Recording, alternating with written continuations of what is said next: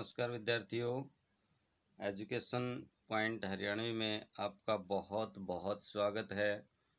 विद्यार्थियों, इससे पहले वाले वीडियो में हमने आपकी अनिका पुस्तक जो कक्षा 7वीं की थी, शरीर जो ना आरोग्य स्वस्थ शरीर जो है कैसे रहे, ये हमने पाठ पढ़ा था। उसी का अभ्यास आज हम करने जा रहे हैं। तो आइए एक एक करके हम अभ्यास देखते हैं, आपका समय बिल्कुल ख़राब न करते हुए। तो पिछले वीडियो में कुछ बच्चों ने कहा था कि सर स्क्रीन को थोड़ा छोटा कीजिएगा। अक्षर थोड़े ज़रा बड़े थे, लेकिन अब की बार मैंने पूरा ध्यान रखा है।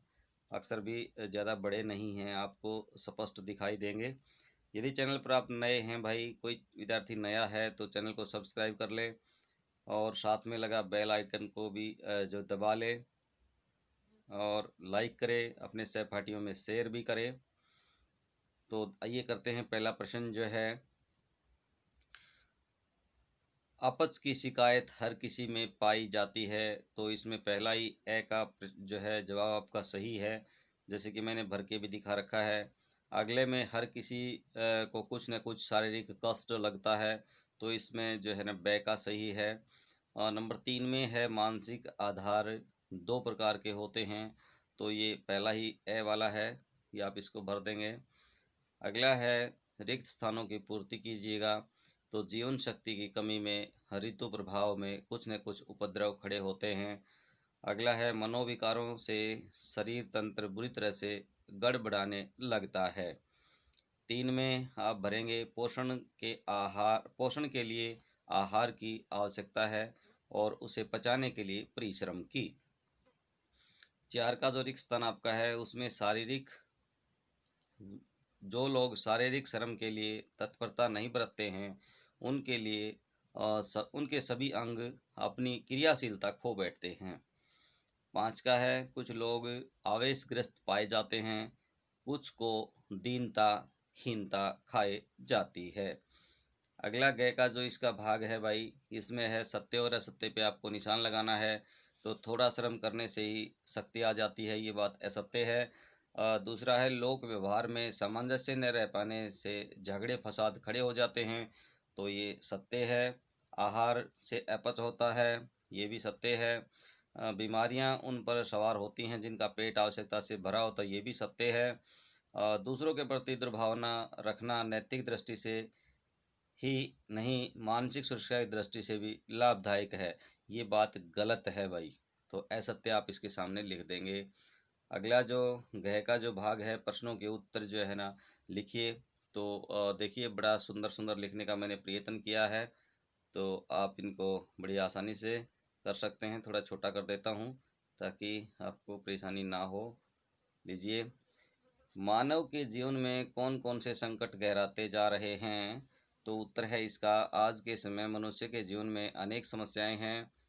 एक और बुद्धिवाद, विज्ञान, अर्थोपार्जन और सुख सुविधाओं के अनेकानेक नए स्रोत खुलते जा रहे हैं, तो वहीं दूसरी ओर लोगों का स्वास्थ्य है वो निरंतर गिरता जा रहा है। इस प्रकार हम कह सकते हैं कि मानव जीवन में संकट और अधिक गहरा होता जा रहा है। अगला है इसका भाग, लोगों में शारीरिक स्वास्थ्य संबंधी कौन कौन सी शिकायतें पाई जाती हैं। तो इसका उत्तर होगा भाई, अपच की शिकायत हर व्यक्ति में पाई जाती है। पेट साफ न होना, भूख न लगने की कठिनाई बताते हुए अधिकांश लोग पाए जाते हैं। थोड़ा श्रम करने पर भी थकान आ घेरती है। शरीर के साथ मस्तिष्क भी जवाब देता है। जीवन शक्ति की कमी से ऋतु प्रभाव में कुछ ना कुछ उपद्रव खड़े होते जा रहे हैं। जुकाम, सिर भारी, नींद की कमी, ये कोमा लगा लेना भाई, जुकाम, सिर भारी और नींद की कमी जैसी शिकायतें ही बढ़ करके बड़े विग्रह का रूप जो है ना धारण कर लेती हैं। मंद रोग ही जीर्ण और कठिन रोग बन जाते हैं। अगला प्रश्न है, लोगों में मानसिक रोगों के क्या क्या लक्षण दिखाई देते हैं। तो भाई साशारीरिक रोगों के अतिरिक्त मानसिक रोगों का अपना अलग क्षेत्र है। पूर्ण तथा पागल तो कम ही लोग देखे जाते हैं, अध पगले उसी तेजी से बढ़ रहे हैं जिस अनुपात में शारीरिक रुग्णता और दुर्बलता से ग्रस्त लोग। पर्सन मंदबुद्धि का अदूरदर्शी होने का उतना नहीं है जितना मूर्खों की बढ़ोतरी का। इसके कारण चिंता, आशंका, संदेह, अविश्वास, आवेश, भय आदि मानसिक रोगों के कारण अनेक व्यक्ति ऐसी स्थिति में रहते हैं कि उनका संतुलन प्राय है ना भाई, यो प्राय वैसे लिखा जाएगा, प्रा और ये विसर्ग लगेंगे, ये मिस है, थोड़ा ठीक कर लेना। डगमगा, ये डगमगाता, ये ना डगमगाता, ता को साथ कर लेना, डगमगाता सा रह वाला कर लेना, ये मिस प्रिंट है भाई थोड़ा सा, डगमगाता सा रहता है। अगला प्रश्न है, व्यवहार में सामंजस्य न हो पाना, इसके परिणाम बताइए। तो भाई व्यवहार में सामंजस्य न होने के कारण झगड़े फसाद होते जाते हैं। व्यवसाय तथा उत्तरदायित्व को संभालने में स्थिति विपरीतता की और बढ़ती जाती है। ये की बड़ी आएगी भाई, छोटी नहीं आएगी, विपरीतता की ओर, ये और में है ना भाई, ये दो मात्रा नहीं आएंगी। कोशिश तो करता हूँ कि मिस प्रिंट ना हो, लेकिन कई बार हो जाता है। ऐसी स्थिति आ जाती है कि समझदार होते हुए भी नासमझो जैसा सोचने और अनुभवहीनों की तरह आचरण करने लगते हैं। इस स्थिति में संबंध बिगड़ते हैं। जो कार्य आसानी से सध सकते हैं उनके मार्ग में पर्वत जैसे अवरोध आ जाते हैं। अगला प्रश्न है, शरीरगत आरोग्य प्रकट करने वाले तथ्यों का वर्णन कीजिए। तो भाई शरीरगत आरोग्य को सही रूप में प्रकट करने वाले दो तथ्य प्रधान हैं। इनमें से एक है आहार और दूसरा है व्यवहार अर्थात श्रम। पोषण के लिए आहार की आवश्यकता होती है और उसे पचाने के लिए परिश्रम की। पोषक आहार के संबंध में चल रही यह धारणा अपूर्ण है कि स्वादिष्ट और बहुमूल्य भोजन बलवर्धक होते हैं अथवा टॉनिकों के बल पर बलिष्ठता संचय की जा सकती है। अगला जो प्रश्न है भाई, सुपाच्य आहार का क्या अर्थ है, बीमारियां किन किन लोगों पर सवार होती हैं। तो भाई सुपाच्य आहार वह होता है जिसमें चिकनाई, मसाले, शक्कर की मात्रा कम से कम रहे, क्योंकि यह सब पचने योग्य स्थिति में उचित अनुपात में अन्न, फल, दूध आदि से ही पर्याप्त मात्रा में मिल जाते हैं और आग के संपर्क में उसे अधिक देर न रखना अच्छा है। बिना पकाए खाई जाने वाली वस्तुओं की मात्रा अधिक होनी चाहिए। और जो लोग अपने आहार में संयम नहीं रखते हैं और उनका पेट हमेशा भरा रहता है, उन्हीं लोगों को इस प्रकार की बीमारियां ज़्यादा होती हैं। नेक्स्ट लास्ट प्रश्न जो है, श्रम और स्वास्थ्य इसमें क्या संबंध है।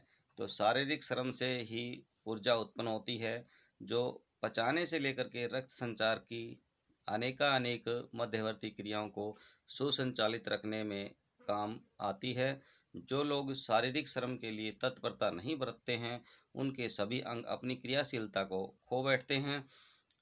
इस कारण जीवन शक्ति घट जाती है, वे देर तक काम नहीं कर सकते हैं और न ही किसी नई ऋतु के प्रभाव से आत्मरक्षा कर सकते हैं। शरीर पर आक्रमण करने वाले अनेक रोगों से वे जूझ नहीं पाते हैं। अगला प्रश्न है, स्वस्थ रहने के लिए क्या क्या करना चाहिए भाई। तो शरीर को बलिष्ठ और सक्रिय बनाए रखने का एकमात्र उपाय यह है कि शरीर को संलग्न रखा जाए। इसमें गया अदा कर देना भाई, रखा जाए संलग्न में।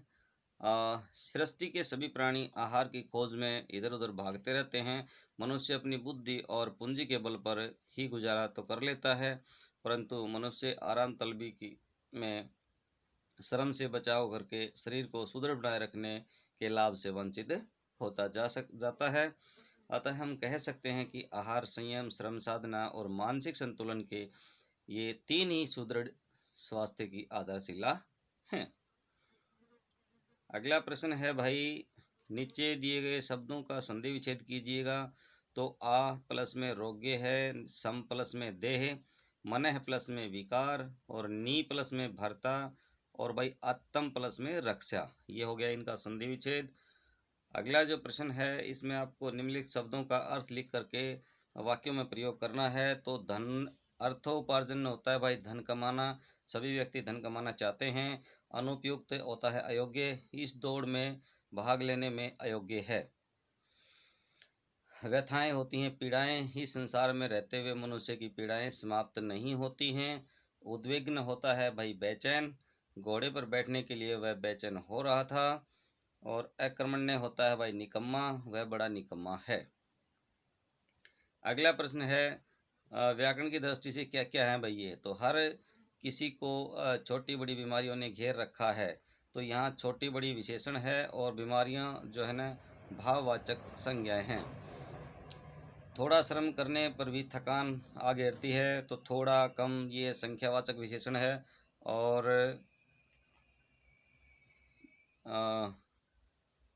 घेरना क्रिया है, और भाई थोड़ा इसमें क्या है विशेष से है। ठीक है, सॉरी भाई, थोड़ा तो संख्यावाचक विशेषण है, थकान विशेष से है, और घेरना इसमें क्या है क्रिया है। अगला है भाई नीचे दिए गए वाक्य को प्रश्नवाचक के में बदलिए। सृष्टि के सभी प्राणी आहार की खोज में इधर उधर भागते रहते हैं। तो सृष्टि के सभी प्राणी किसकी खोज में इधर उधर भागते रहते हैं? लास्ट में क्वेश्चन मार्क लगा देना, गलती से पूर्ण विराम लगाया भाई। अगला है विलोम शब्द लिखने हैं। स्वस्थ का हो जाएगा अस्वस्थ, दुर्बल का हो जाएगा निर्बल या बलवान, सॉरी हाँ दुर्बल का बलवान ही होगा भाई। बीमार का हो जाएगा स्वस्थ, उपयोग का हो जाएगा अनुपयोग, रोगण का हो जाएगा स्वस्थ, और उद्विग्न का हो जाएगा अनुद्विग्न। तो विद्यार्थियों ये आपका अभ्यास हमने कर लिया है, इसको अपनी कॉपी में राइट डाउन कर लें। और भाई वीडियो पसंद आता है तो लाइक करें, कमेंट करें, और अपने साथ के सहपाठियों में इसको शेयर करें। और चैनल पर नए हैं तो भाई चैनल को सब्सक्राइब करने से कतई परहेज ना करें, साथ में लगा घंटी वाला बटन भी दबा लें। इसी तरह से मैं आपका सिलेबस कंप्लीट करवाता रहूँगा। मिलते हैं नेक्स्ट वीडियो में, तब तक के लिए जय हिंद, जय भारत, वंदे मातरम।